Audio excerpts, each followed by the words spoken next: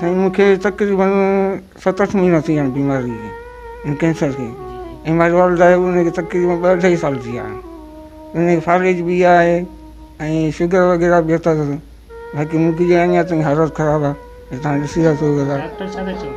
Doctor चयो आहे त फ़िलहाल उन्हनि ऑपरेशन कयो आहे, पर उहो अञा चवंदा टेस्टूं वग़ैरह जी तव्हां करायो ऐं मज़ीद अञा मालूमात ख़बर नथी पई। अञा त सोजू वोजू अञा आहिनि।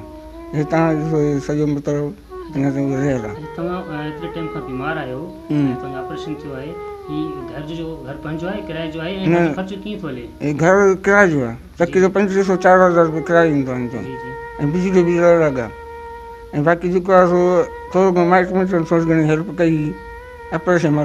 हाणे त फ़िलहाल ईअं पिया था रहूं इलाज आसरे ते। जी हींअर साईं हुकुम सां आहे मतिलबु थोरी घणी हेल्प कई वञे असांजी। मां हींअर वरी करोना वारनि हिकु न्याणी हिकु पुटु आहे।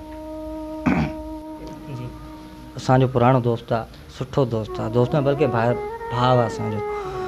ठीकु आहे, जॾहिं ही ख़ुशि हुयो त मौलाई त पंहिंजा बच्चा बि पालींदो हुयो, अमड़ जो इलाज बि कंदो हुयो, भाइरनि खे बि पालींदो हुयो। ठीकु आहे, इन सां गॾोगॾु दोस्तनि सां बि सुठो वक़्तु गुज़ारींदो हुयो।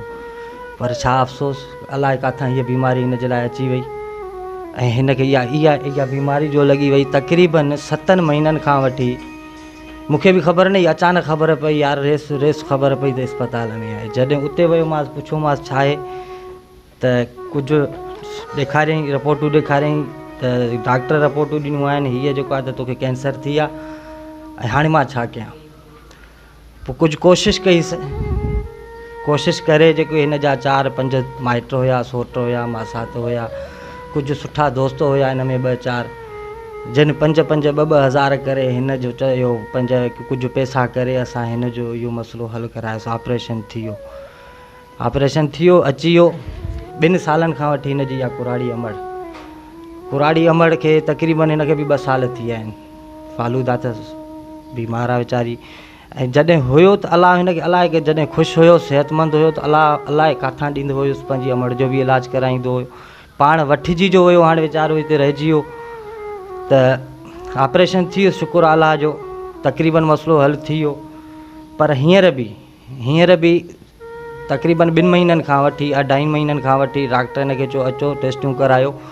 कुझु हिननि खे दवाऊं बि लिखी ॾिनियूं हुयईं त हीअ दवाऊं बि वठो, तव्हां मुसलसिल कोर्स खाईंदा अचो।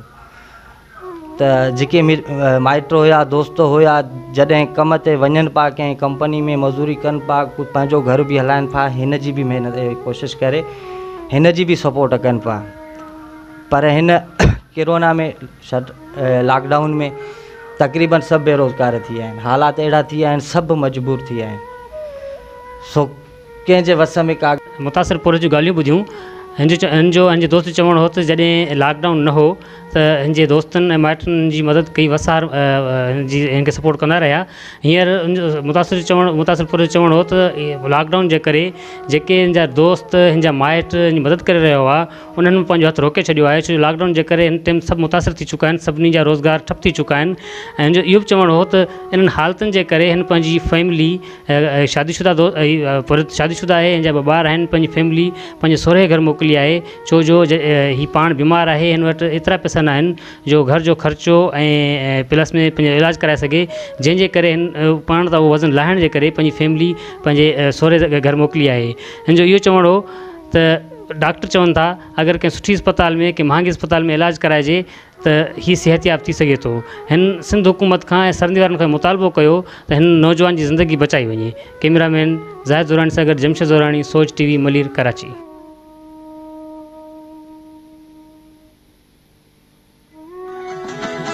सब्सक्राइब कयो हमारे पैनल चैनल सोच TV के ऐं बेल आइकन के दबाएं, कदें भी न विसारिंदा।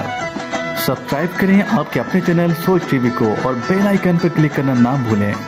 Don't forget to subscribe our channel Soch TV and press the bell icon.